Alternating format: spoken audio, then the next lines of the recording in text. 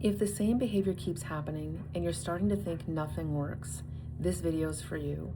Because repetition doesn't mean your child isn't learning, it means they're practicing something.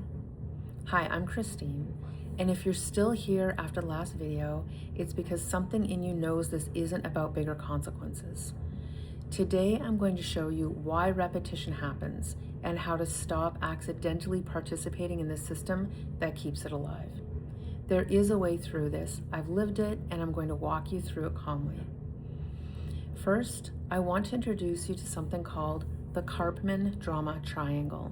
I know, I promise no parenting class lectures, but this one changes everything.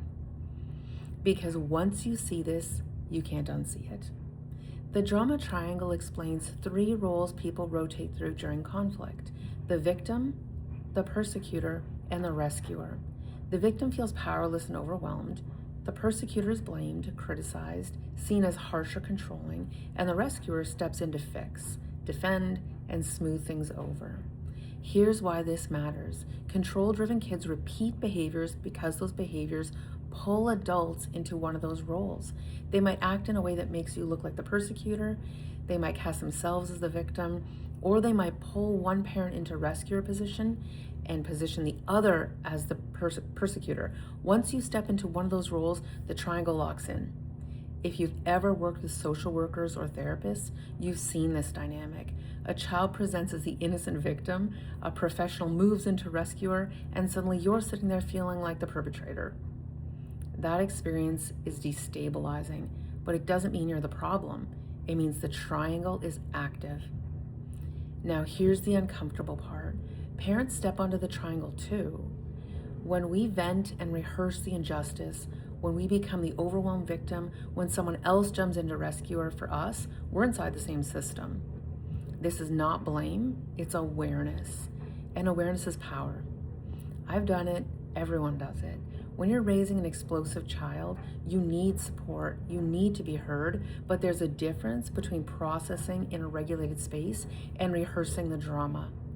Because repetition isn't just the child's pattern, it can become ours too. This next line matters. The triangle creates intensity, and intensity creates control. Control-driven kids need intensity. Intensity gives them leverage. So when you refuse to step into victim, persecutor, or rescuer, the triangle collapses. And when the triangle collapses, the behavior stops working the way it used to. Repetition is regulation seeking.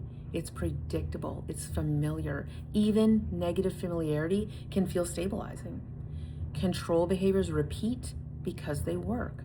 They dysregulate you. They grab the energy in the room. They shift the energy in the room. They create power, and power reduces anxiety. They're not trying to win, they're trying to feel steady. Anger feels powerful, and power reduces helplessness. So when a child does something that predictably pulls you into anger, the relief that follows can feel stabilizing to them. That doesn't make them manipulative, it makes them adaptive. We call them manipulative because the behavior feels targeted, but what they're really doing is solving a nervous system problem. Children who learn to problem solve in chaos can become incredibly capable adults, but only if we stop fighting the adaptation and start redirecting it. The behavior itself isn't repeating because you're doing it wrong, it's repeating because it still works. Parents get trapped here.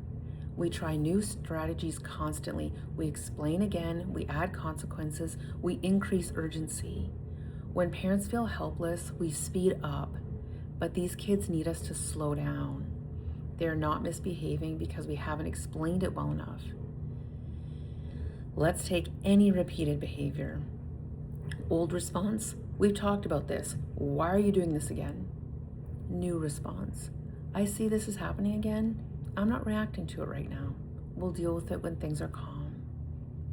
Notice what's gone. No lecture, no intensity, no emotional charge. You are not stepping into persecutor. You are not rescuing. You are not accepting the victim narrative. You are stepping out entirely. And when you step out, the system destabilizes. Predictability, not pressure, changes patterns. Now let's talk about what progress actually looks like. Progress is less escalation, less intensity, less duration. It is not immediate stopping. It is not compliance. It is not gratitude. If the behavior is less dramatic, less frequent, or shorter, that is progress. But here is what makes this hard. Repetition pulls you into dysregulation. And when you're dysregulated, you step back onto the drama triangle. And when you step back on, the pattern restarts. So now the real question becomes this: how do you stay regulated when your child is actively trying to pull you into control? Because your regulation is not the problem, it's the intervention. That's what we're doing next. The next video is not theory, it's the practical internal shift that stops you from feeling hijacked. Watch that before the next escalation happens, because once you feel steadier, everything changes. If these videos help, please subscribe. It helps YouTube find the people who need this information.